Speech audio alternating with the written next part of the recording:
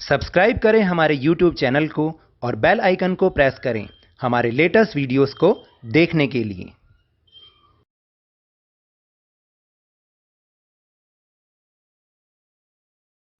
Hello and welcome to Lavneesh sir की class.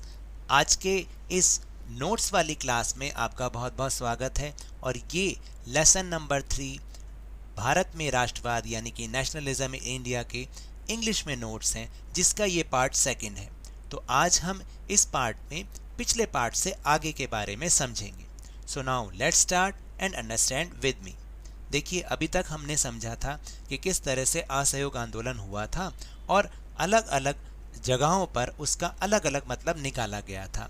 अब आगे, oppose of the Simon commission यानी साइमन कमीशन का विरोध होना।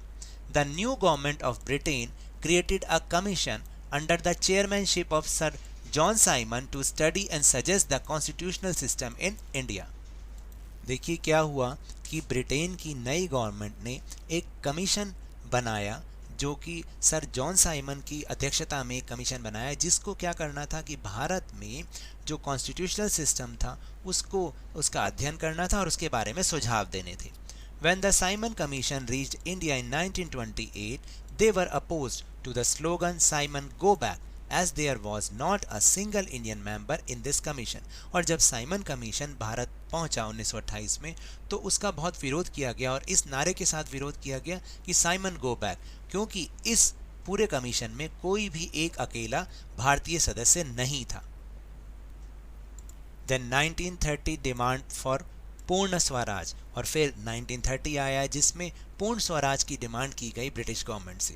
To pacify the Simon commissions protest, lord Irwin assured to listen to Congress leaders at the round table conference in London. देखिए, Simon commission के विरोध को शांत करने के लिए लॉर्ड इरविन ने राउंड टेबल कॉन्फ्रेंस, जो कि लंदन में होनी थी, वहां पर कांग्रेस लीडर्स की बात सुनने का आश्वासन दिया। Congress leaders were not satisfied with this proposal. जो कांग्रेस के नेता थे वो इस प्रपोजल से संतुष्ट नहीं थे।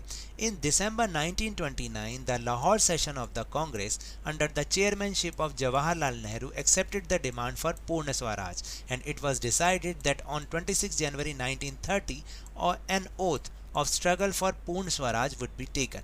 देखिए क्या हुआ, 1929 में जब कांग्रेस का लाहौर सेशन हुआ, वहां पर जवाहरलाल नेहरू की अध्यक्षता में इस डिमांड को, पूर्ण स्वराज की डिमांड को एक्सेप्ट कर लिया गया सभी नेताओं के द्वारा, और ये डिसाइड किया गया कि 26 जनवरी 1930 को पूर्ण स्वराज के संघर्ष के लिए शपथ ली जाएगी और हमें इससे पूर्ण स्वराज मिल जाएगा।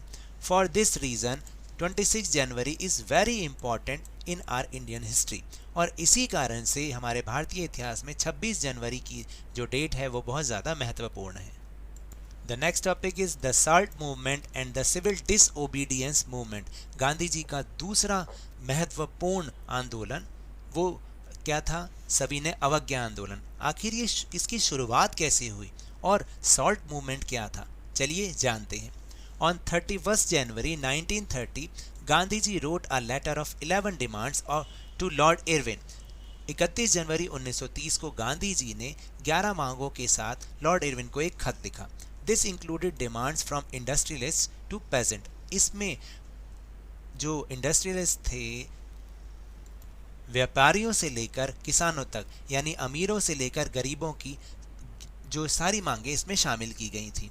The most important of these demands was about the abolition of salt tax, because salt was an integral part of food which the rich and poor people used equally। देखिए, इसमें जो सबसे महत्वपूर्ण डिमांड थी वो थी नमक पर से कर को हटाना, क्योंकि नमक हमारे भोजन का एक अभिन्न हिस्सा है जिसका कि अमीर और गरीब बराबर यूज करते हैं।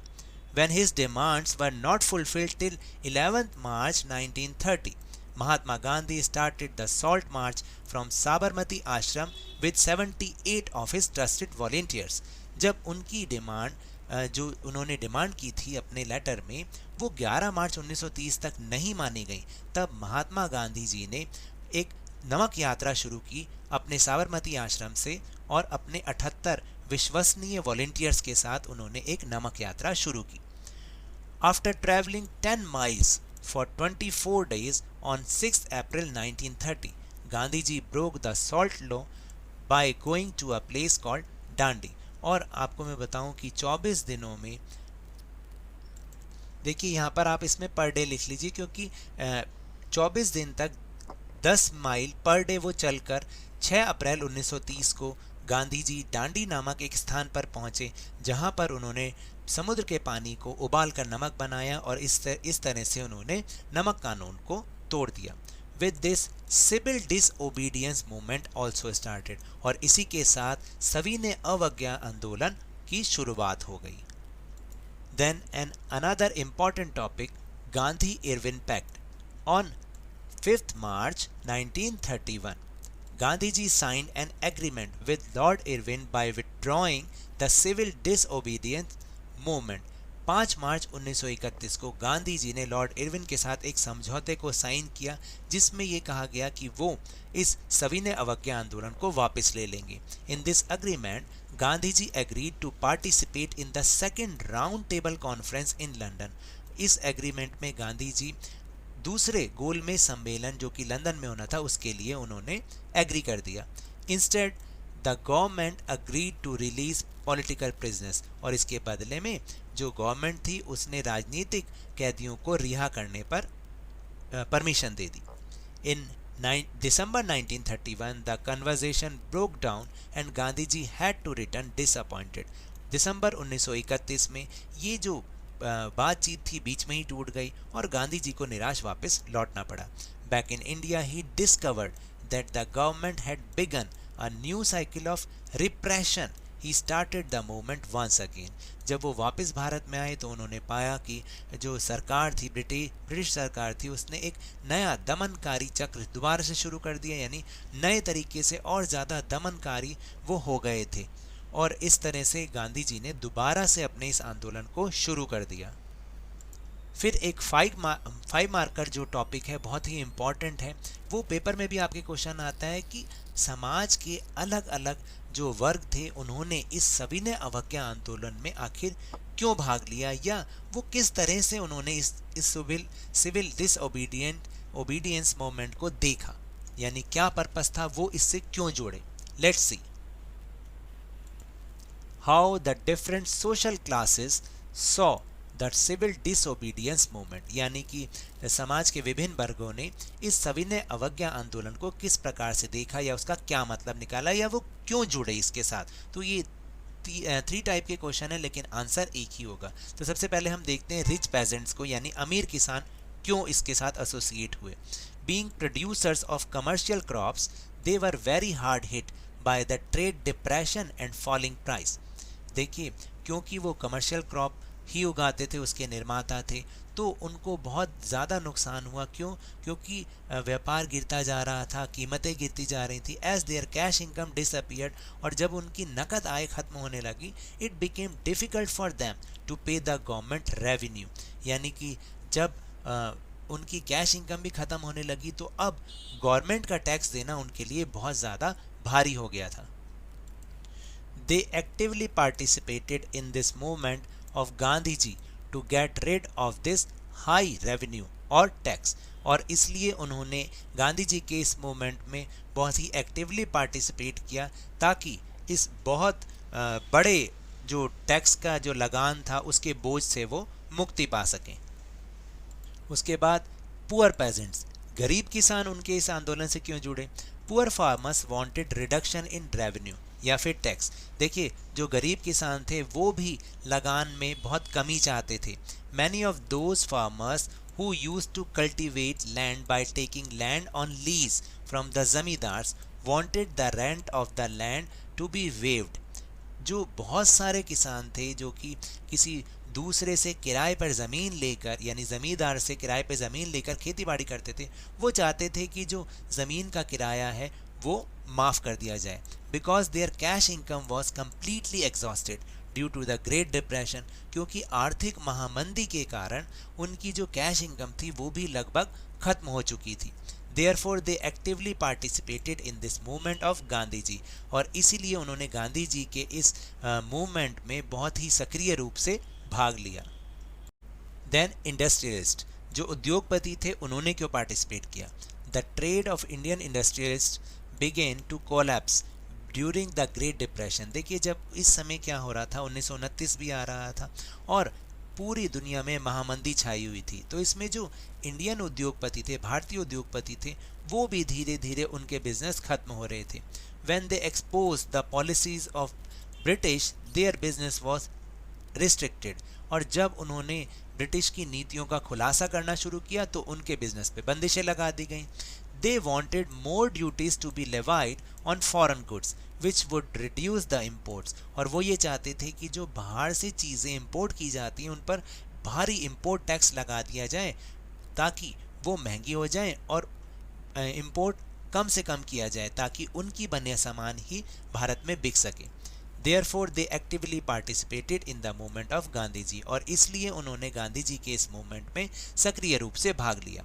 फिर इंडस्ट्रियल वर्कर, देखिए हालांकि इंडस्ट्रियल वर्कर ज़्यादातर तो इसमें उन्होंने पार्टिसिपेट ही नहीं किया, लेकिन जो कुछ लोग थे जैसे कि poor industrial labourers associated themselves with this movement for the work pay, poor working conditions and boycott of foreign goods, और बहुत कम जो इंडस्ट्रियल गरीब जो इंडस्ट्रियल लेबरर थे वो इस आंदोलन से इसलिए जुड़े ताकि क्योंकि उनकी अपनी मुश्किलें थी, उनको जो पे बहुत कम मिलती थी, काम उनका ऐसे ही था, जो वर्किंग कंडीशन थी बहुत ख़राब थी, और जो फॉरेन गुड्स थे उनके बाइकआउट करने के लिए वो इस आंदोलन से जुड़े। देन वीमेन, महिलाएं क्यों जुड़ी? Women participated in protest marches, manufactured salt, picketed foreign clothes and liquor shops. देखिए जो औरतें थी उन्होंने बहुत ही भारी संख्या में जो धरने दिए गए, मार्च निकाला गया, नमक बनाया गया, या फिर फॉरेन क्लोथ और लिकर शॉप्स की पिकेटिंग की गई हो, उसमें बहुत एक्टिवली पार्टिसिपेट किया। Many women also went to jail during this moment. इस मोमेंट के दौरान, इस आंदोलन के दौरान बहुत सारी औरतें जेल भी गईं। They felt their position in the society would be better through this movement. उन्हें ऐसा लगता था कि इस मूवमेंट में पार्टिसिपेट करने से, इस आंदोलन में भाग लेने से समाज में उनकी स्थिति और ज़्यादा बेहतर होगी। Therefore they supported Gandhi ji in this movement, और इसीलिए उन्होंने गांधी जी के इस आंदोलन में सपोर्ट किया।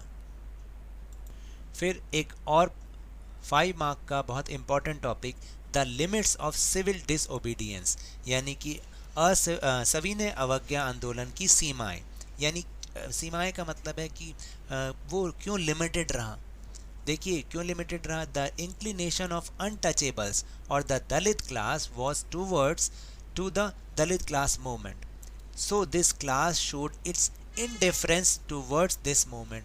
जो अनटचेबल थे, जिन्हें हम अछूत कहते हैं, या जो दलित लोग थे, उनका जो झुकाव था वो दलित वर्ग मूवमेंट की ओर ज़्यादा था, तो इसलिए इस वर्ग ने इस आंदोलन के प्रति अपना उत्साह नहीं दिखाया।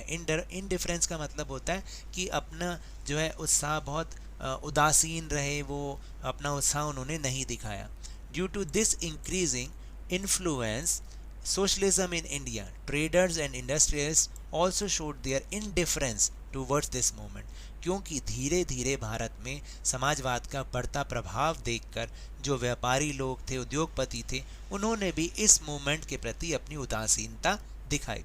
मुस्लिम political organisations also showed no warmth in this movement.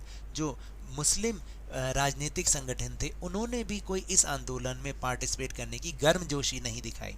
Industrial workers also stayed away from this movement. जो इंडस्ट्रियल वर्कर्स थे, यानी कि उद्योग में काम करने वाले कर्मचारी थे, उन्होंने भी इस आंदोलन से अपने आप को दूर रखा।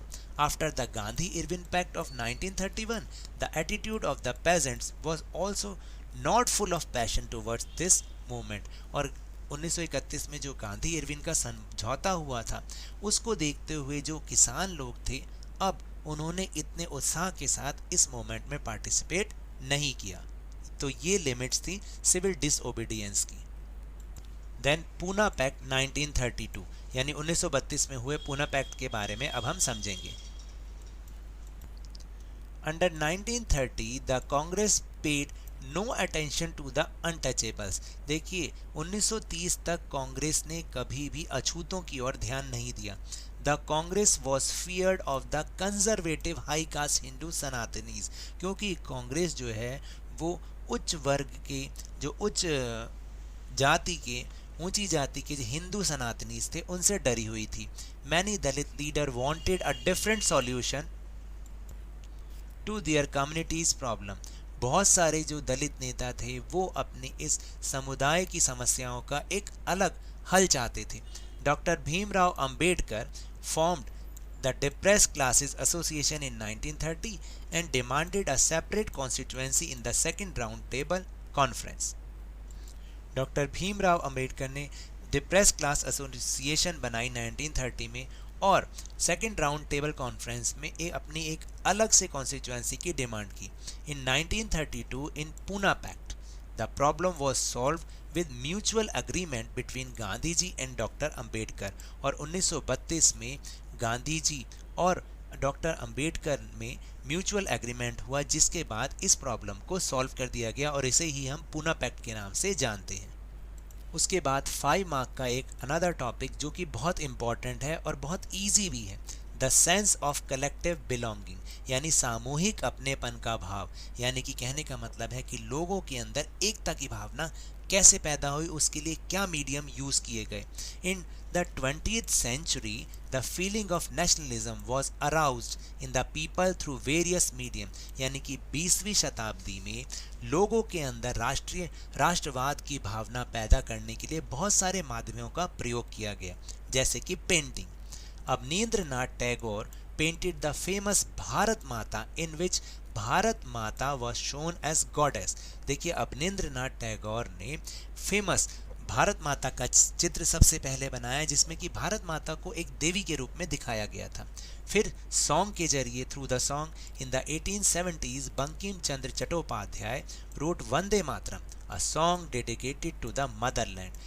1870 के दशक में बंकिम चंद्र चट्टोपाध्याय ने अपने मातृभूमि की स्तुति के लिए एक बहुत अच्छा सा सॉन्ग लिखा जिसका नाम था वंदे मातरम।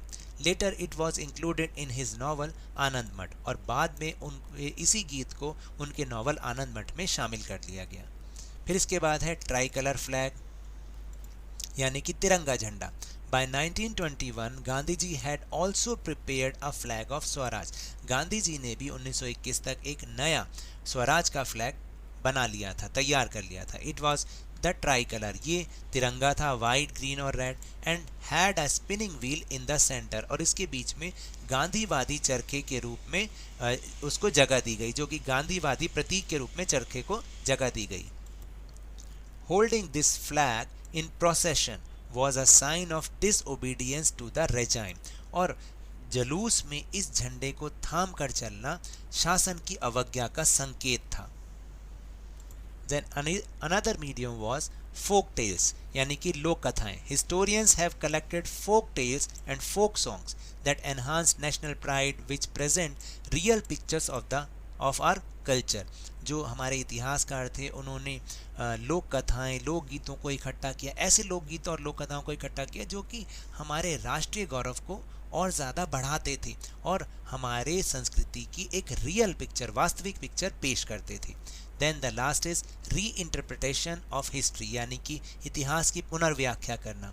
Indian historians wrote about the glorious developments of different fields in ancient times in India. देखिए जो भारतीय इतिहासकार थे उन्होंने पुराने समय में, प्राचीन समय में भारत में जो विभिन्न क्षेत्रों में बहुत ही बढ़िया काम हो रहा था, बहुत ही शानदार काम हो रहा था, उसके बारे में उन्होंने लिखा। They also showed how our achievements have fallen as slaves, और गुलाम के रूप में हमारी जो उपलब्धियां किस तरह से नीचे गिर गई थी, वो उनके बारे में भी उन्होंने इस हिस्ट्री में रिपीट किया, ताकि लोगों को पता चला कि हम कितना गलत इतिहास पढ़ रहे हैं। फिर इसके बाद है मैप वर्क, जो कि आपको इसमें 2 मार्क्स पक्के ही पक्के हैं। आपको केवल ये 9 आइटम्स ही आएंगे, जिसमें 3 तो सेशन है कांग्रेस के, सितंबर 1920 कोलकाता, दिसंबर 1920 नागपुर एंड 1927 मद्रास। और उसके बाद places related to India's freedom struggle, जिसमें कि आपको सारा दे रखा है कि चंपारण बिहार में सत्याग्रह किया था गांधी जी ने 1917 में नील किसानों के लिए, खेड़ा गुजरात में मूवमेंट किया था फार्मर्स के लिए गांधी जी ने 1917 में, और फिर कॉटन मिल वर्कर्स के लिए गांधी जी ने 1918 में अहमदाबाद गुजरात में एक सत्याग्रह किया। उसके बाद अमृतसर पंजाब में जलियांवाला बाग मैस्केयर हुआ 13 अप्रैल 1919 को।